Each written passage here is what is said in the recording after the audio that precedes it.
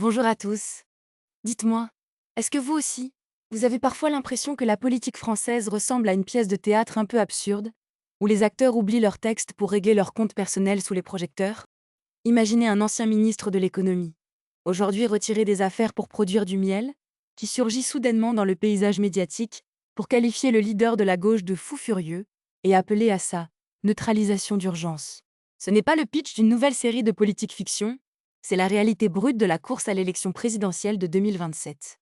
Et cela vient de jeter un pavé monumental dans la mare, déjà très agitée de la gauche française. Pour bien comprendre ce séisme, il faut remonter un peu le temps. Dans les années 2000, ces deux hommes se côtoyaient et partageaient les mêmes bancs au sein du Parti socialiste.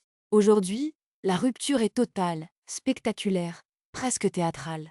Arnaud Montebourg, bien que retiré du champ politique actif depuis sa candidature avortée lors de la présidentielle de 2022, reste un observateur particulièrement acide de son propre camp. Invitée sur le podcast de la chroniqueuse des grandes gueules, Flora Gebali, elle-même ancienne attachée de presse à l'Élysée sous la présidence de François Hollande, l'ancien ministre de l'économie et du redressement productif n'a pas mâché ses mots contre celui qui s'impose aujourd'hui comme la figure la plus influente, mais aussi la plus clivante, de la gauche, Jean-Luc Mélenchon. Dans le viseur d'Arnaud Montebourg, on trouve une cible très précise, la stratégie de radicalité et la conflictualisation à outrance, adoptée par le triple candidat à la fonction suprême. Avec une ironie féroce, Montebourg dresse un portrait piquant de son ancien camarade. Il veut être le chef de l'insurrection future. Il a mis son col Mao et il va délivrer les sermons sur la montagne. Il va prophétiser le pire pour en être l'agitateur et le réparateur. Une métaphore religieuse et révolutionnaire pour dénoncer ce qu'il perçoit comme une posture théâtrale et dangereuse. Mais Montebourg ne s'arrête pas aux critiques de style. Il s'attaque de front aux idées. Le concept de Nouvelle France, brandi par les Insoumis en vue de 2027, pour célébrer la diversité et le renouvellement des pratiques politiques depuis la Seconde Guerre mondiale, en prend pour son grade. Pour le chantre du Made in France, tout cela n'est que chimère. Tout ça, c'est du délire, c'est de l'agit-propre de gauchos mal digéré, tranche-t-il sans concession. Et c'est là que l'ancien ministre de l'économie sort ses arguments les plus lourds, ceux qui parlent au portefeuille des Français. Il passe au crible le programme économique de la France insoumise, l'avenir en commun, et aligne les chiffres comme autant de coups de boutoir. 225 milliards d'euros de dépenses nouvelles, 1 million de fonctionnaires supplémentaires à embaucher, 100 milliards d'impôts nouveaux, et un déficit public abyssal de 9 points. Pour Montebourg, le résultat de cette équation est mathématique et catastrophique. Bref, le FMI va prendre le pouvoir, c'est le scénario grec. C'est à Mélenchon. Mais il s'en fiche. Mais posons-nous la question avec une fausse naïveté. Pourquoi un homme qui a quitté les estrades politiques pour se consacrer aux abeilles ressent-il le besoin urgent de s'attaquer si violemment à son ancien allié?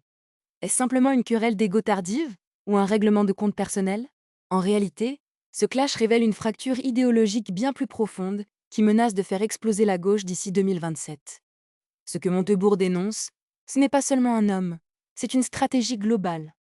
D'un côté, il y a la vision d'une gauche souverainiste, axée sur la production nationale, l'industrie et une forme de sérieux budgétaire. De l'autre, la vision de Jean-Luc Mélenchon, qui mise sur la rupture totale, la mobilisation des colères et une relance massive par la dépense publique.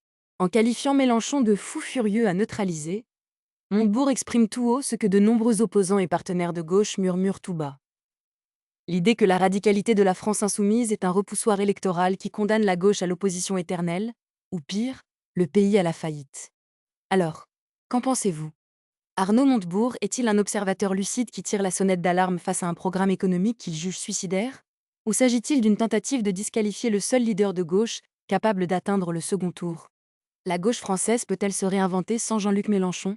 Dites-le moi dans les commentaires, vos avis m'intéressent et je lis toutes vos réponses. Si ce décryptage vous a plu, n'oubliez pas de laisser un pouce bleu, de vous abonner à la chaîne et d'activer la cloche de notification.